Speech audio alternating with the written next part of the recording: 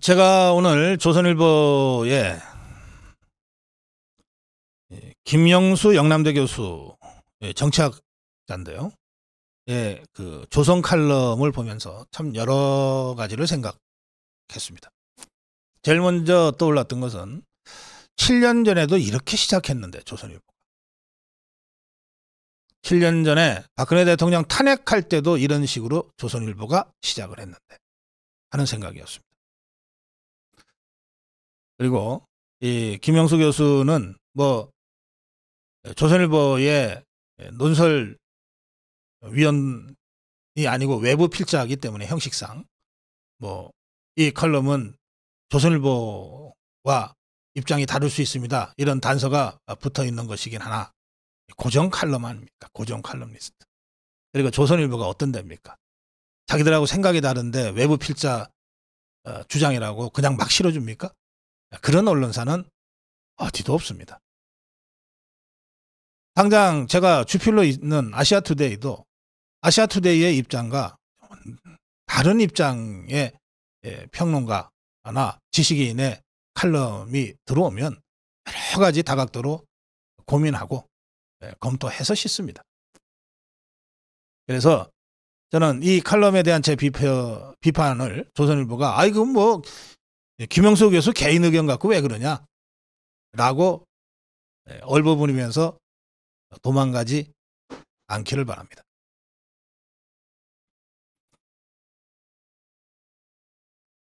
제가 지난주에 동아일보의 이기용 대기자의 칼럼 그야말로 교묘한 양비론 그리고 조선일보 양상훈 주필의 본말 전도 칼럼에 대해서 강력하게 비판한 바가 있습니다. 그 흐름에 이어서 오늘 제가 김영수 영남대 교수의 조선 칼럼을 비판하겠습니다. 제목을 비판을 빙자한 비난이라고 제가 붙였는데 이 사람들의 주장은 비판처럼 보이지만 비판을 빙자한 비난이다 라고 하는 게 제 생각입니다. 그리고 이기용 대기자나 양상훈 주필이나 김영수 교수에 대한 저의 비판은 그야말로 비판이다 라고 저는 생각합니다. 자, 이 김영수 교수의 칼럼 중에 보면 이런 내용이 나옵니다. 거의 끝부분인데 네덜란드 국빈 방문도 납득하기 어렵다. 반도체 동맹을 구축한다지만 특별한 의제가 있는 게 아니다. 또 해외 순방이냐는 탄식이 절로 나온다. 댓글에도 이제 윤석열 대통령 순방은 좀 자제하는 게 좋겠다는 그야말로 충정 어린 요구 댓글들이 올라왔습니다. 제가 여러분들의 마음을 모르는 게 아닙니다. 그럼에도 불구하고 저는 김영수 교수식으로 이렇게 정말 무작스럽게 비난하는 것은 절대 안 된다고 저는 생각합니다.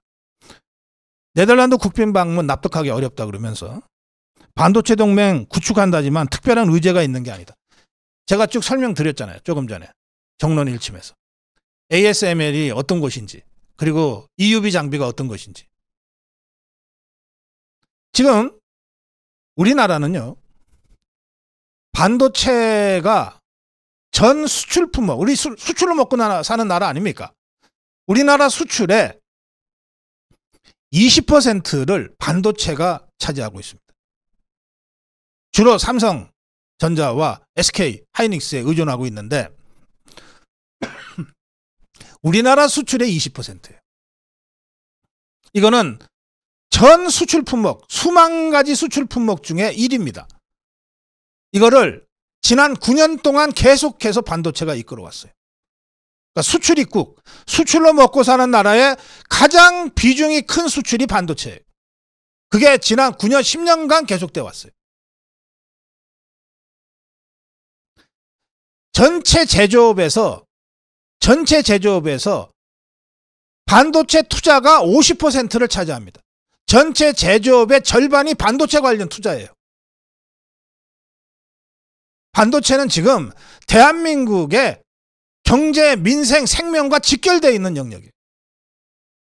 그런데 그 반도체의 경쟁력을 좌지우지하는 결정적인 장비, EUV 장비를 세계에서 유일하게 생산하고 그것도 1년에 40대 정도밖에 생산 못하는 ASML에 대통령이 직접 갑니다. 이재용, 최태원 두 회장이 수행해서 가요. 이게 김영수 교수한테는 특별한 의제도 아니다 라고 보이는 겁니다.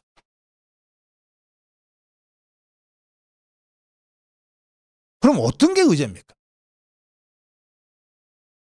트럼프 때, 바이든 때 우리 다 봤잖아요. 미국 대통령들이 기업 하나 자기 나라 유치하려고 어떻게 움직이는지 다 봤잖아요.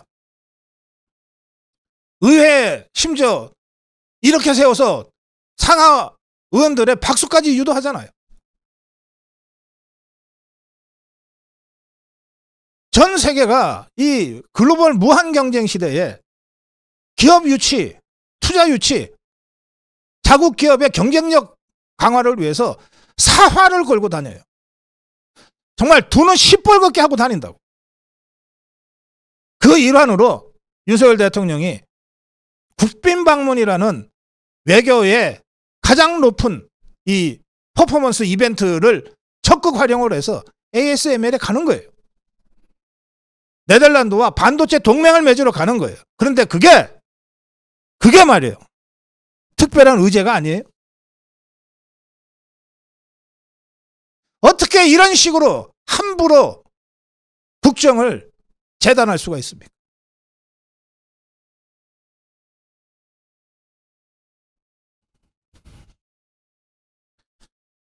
이 김현수 교수의 칼럼은 교묘한 뒤섞기, 순서 바꾸기, 본말 전도를 통해서 모든 책임을 윤석열 대통령한테 뒤집어 씌우고 있는 칼럼입니다. 그러니까 이 칼럼에는 몇 가지 팩트도 있어요. 예컨대 어떤 팩트냐? 강서구청장에 실패한 거, 참패한 거, 이 팩트죠.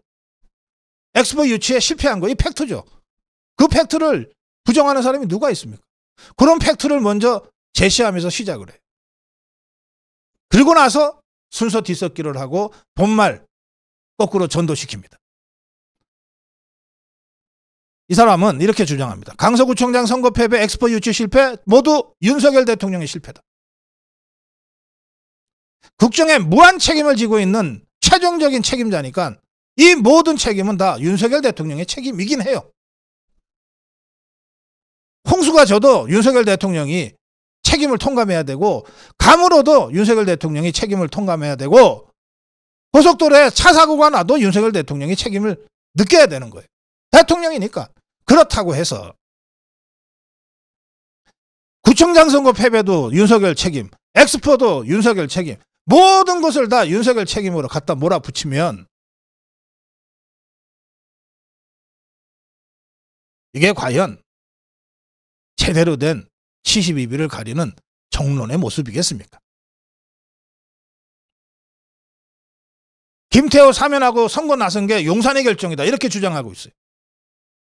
용산의 결정이라면 대통령이 선거에 직접 개입했다는 뜻이니까 탄핵받아야 될 범죄를 저지른 거죠. 아니잖아요. 아무리 정세가 어려워도 아닌 건 아닌 거지. 당과 현장에서는 일찍부터 어렵다고 봤다고 했어요. 그런데 왜 어려우니까 선거 하면 안 된다는 얘기를 왜 당에서는 그동안 안 했습니까? 또 진짜 선거 어려우면 후보 안 내야 되는 거예요. 집권당이 무책임하게 어려운 선거는 후보 안 내도 되는 겁니까? 김태호 아니라 다른 사람을 그러면 공천했다면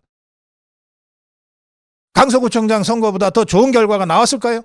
김태호가 아닌 다른 후보를 냈다면? 일단 후보를 내고 나면 어느 정당이든 총력전 하는 거예요. 질 것 같으니까 후보를 안 내고 내도 약한 후보 내고 그 다음에 있는지 없는지 선거도 모르게 외면해버리고 이게 무슨 정당이에요. 질 줄 알면서도 총력전을 펼쳐야 될 선거가 있다고. 엑스포도 마찬가지입니다. 박형준 시장이 직후에 이렇게 얘기했어요. 문재인 때 유치가 결정됐다. 그런데 1년 넘게 아무것도 안 했다. 뒤늦게 윤석열 정부 들어서서 유치위 구성하고 총력전을 다했지만 역부족이었다.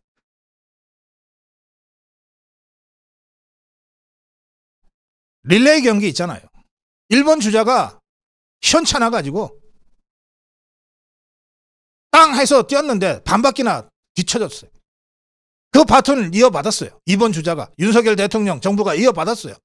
아이고 뭐 이건 뭐 절반 바퀴나 반 바퀴나 떨어졌는데 게임 안 되겠네. 그걸 몰랐다면 그렇다고 해서 야 어차피 안 될 거 포기하자.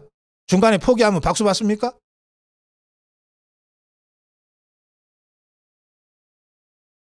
절반 반 바퀴나 뒤쳐져서 바톤을 받아도 마지막 한 줌까지 힘을 다내서 뛰어야 되는 것이 선수예요. 윤석열 대통령, 윤석열 정부는 그거 한 것밖에 없어요. 그런데 이제 와서 이걸 비난하고 있어. 이제 와서.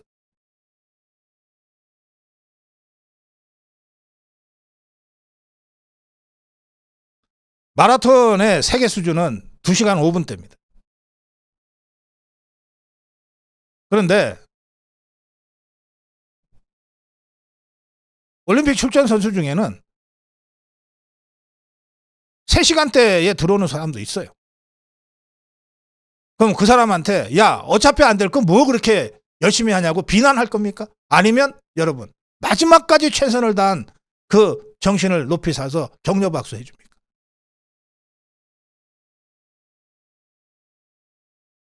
그러면 윤석열 대통령이 야 그저 부산 엑스포 잡혀 안 될 거 야, 이쯤에서 그냥 접자 이랬어야 됩니까? 아니면 그 뭐 어차피 안 될 거니까 부산 차원에서나 좀 하라 그래라. 우리 중앙정부는 신경 쓰지 마라. 그랬어야 되냐고요.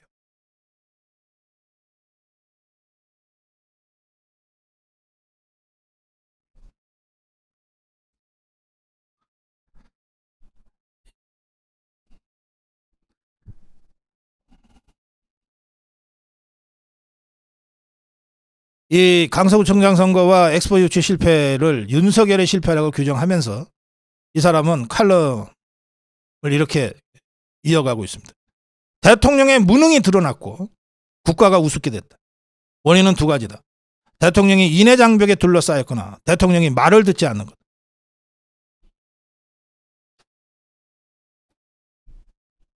그러면서 이제 진짜 하고 싶은 얘기가 나옵니다. 그러면서 진짜 하고 싶은 얘기는 뭐냐? 윤 대통령도 듣기보다 말하기를 좋아한다. 딱 단정 짓죠. 듣기보다 말하기를 좋아한다. 59분이란 별명도 있다. 1시간 회의하면 대통령 혼자 59분간 말한다.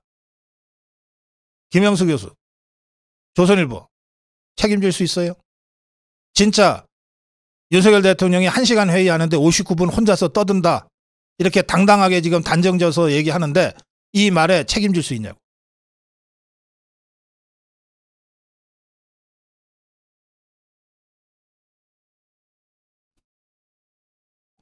원로들 조언에도 나를 가르치려 드냐면서 화부터 낸다는 비판도 있다. 이 부분은 차라리 비판도 있다고 다른 사람 전원의 형식으로 전하니까 차라리 낫겠어요. 누가 그런 소리 하더냐고 묻고는 싶지만 뭐 지식인 언론인한테 그렇게 묻는 거는 별로 소용없는 일입니다. 그러나 앞부분 단정하잖아요. 윤석열 대통령도 듣기보다 말하기를 좋아한다. 59분이란 별명도 있다. 1시간 회의하면 대통령 혼자 59분간 말한다. 마치 현장에서 본 듯이 지금 얘기하고 있잖아요. 이래도 되냐고. 책임질 수 있냐고.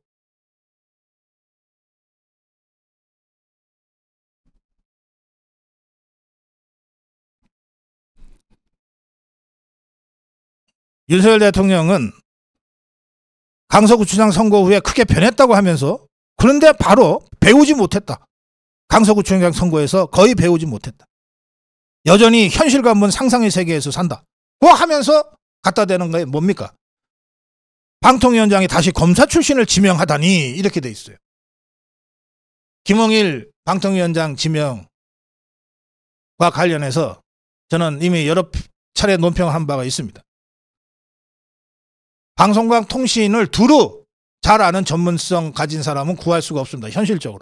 방송도 잘 알고 통신도 잘한다? 불가능해요. 누굴 구하든 전문성을 갖고 구한다면 방송을 잘 알거나 통신을 잘 아는 사람밖에 없어요. 그런데 그보다 더 중요하고 시급한 문제가 있다. 가짜뉴스와의 전쟁이다. 괴담과의 전쟁이다. 그것은 전 세계가 지금 전쟁하고 있는 것이다. 그것이 시급하고 더 중요하기 때문에 가짜뉴스 괴담과 전쟁하기 위한 사람으로 김용일 만한 적임자가 없다. 이런 고심 끝에 방통위원장 선임을 했어요. 그런데 그걸 이 사람은 대통령이 현실과 먼 상상의 세계에 산다. 아직도 거의 배우지 못했다고 하면서 방통위원장이 다시 검사 출신을 임명하다니 하고 한탄하고 있단 말이에요. 과연 이걸 정론적 비판이라고 볼 수 있겠습니까? 그러면서 문제의 네덜란드 국빈 방문도 납득하기 어렵다. 반도체 동맹을 구축한다지만 특별한 의제가 있는 게 아니다. 또 해외 순방이냐는 탄식이 절로 나온다. 여러분, 국빈 방문은 상대국의 초청이 없으면 불가능합니다. 최고의 의전이고 그래서 통상 한 1년 전부터 추진이 돼요. 실무 준비에만 석 달 이상이 걸립니다. 그런데 이 사람은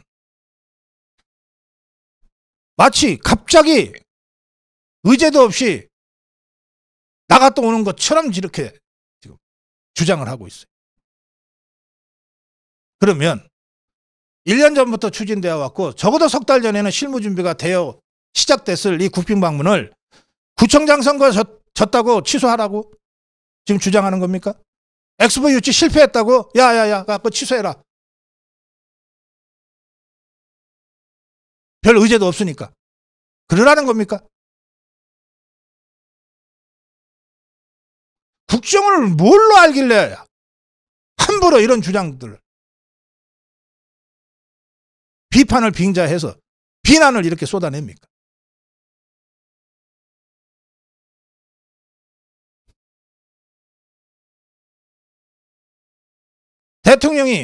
대통령이 이렇기 때문에 이재명이가 기가 펄펄 살아서 이해찬이가 180석 200석을 주장하고 됐다고 지금 주장하는데 종북 주사파가 윤석열 탄핵 그걸 외치면서 촛불을 들었던 것이 언제입니까?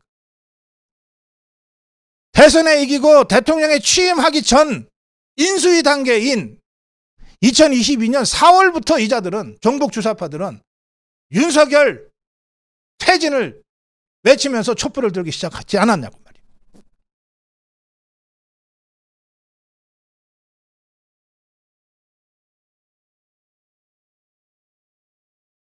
마지막 결론은 전 이 사람이 정치학자라고 하는 것을 제가 의심을 했어요. 마지막 부분은 이렇습니다. 종북 주사파들 더불어민주당 얘기하면서 저쪽은 복수와 증오의 칼날을 시퍼렇게 갈고 있다. 그런데 윤 대통령은 우리는 선거를 위한 정치가 아니라 국민을 위한 정치를 해나가야 한다고 말했다. 좋은 말이다. 하지만 얼마나 한가한 말인가. 이렇게 돼 있어요.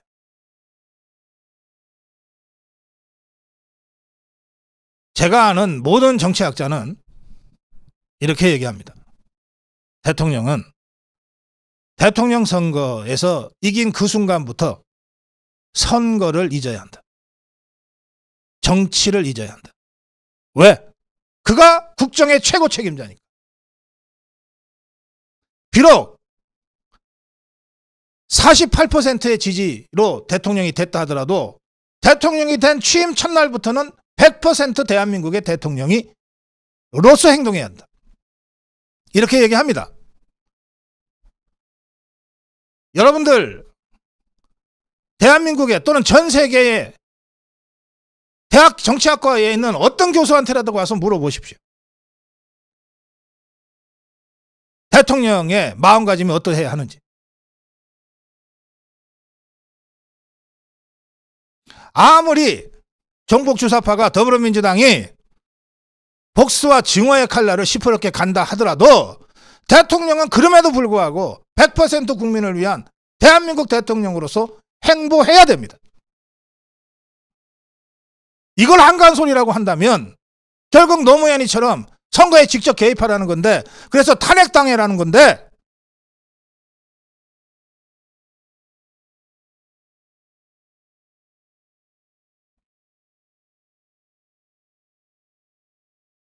여기 이 칼럼의 마지막 부분에 얼마나 한가하냐 그랬어요. 그러면서 내년 총선에서 지면 윤 대통령의 정치 생명도 없고 대한민국의 미래도 없다. 이걸 가장 절실하게 느낄 사람이 누구겠습니까? 지금 이 문제를 가장 절실하게 처절하게 자기 문제를 느끼고 있는 사람이 누구겠냐고요. 윤석열 대통령 아니겠습니까? 지금 누가 누구한테 이런 소리를 하는 겁니까? 가장 한가한 건 조선일보죠.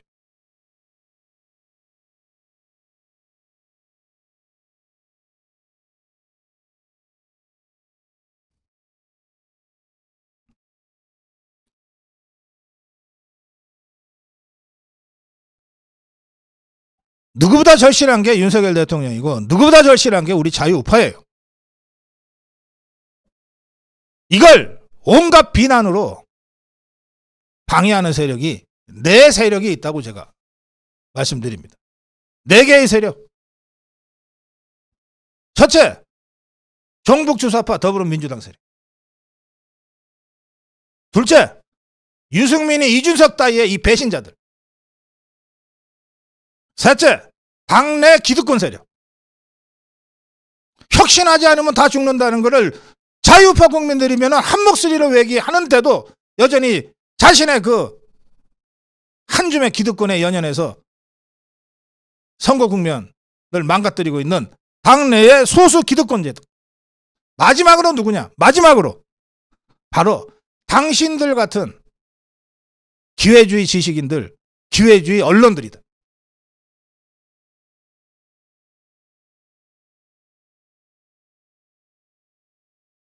비판은 시시비비를 정확하게 가릴 때 성립이 돼요.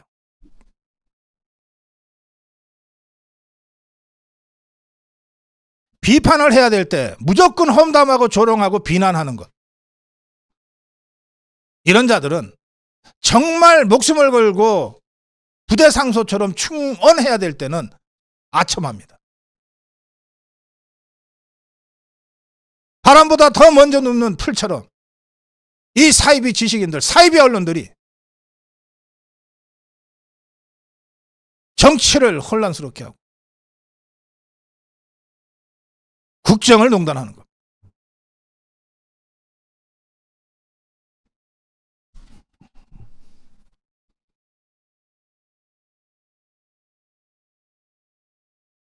사이비 지식인, 사이비 언론들의 이 혹세 무민에 흔들려서는 안 됩니다.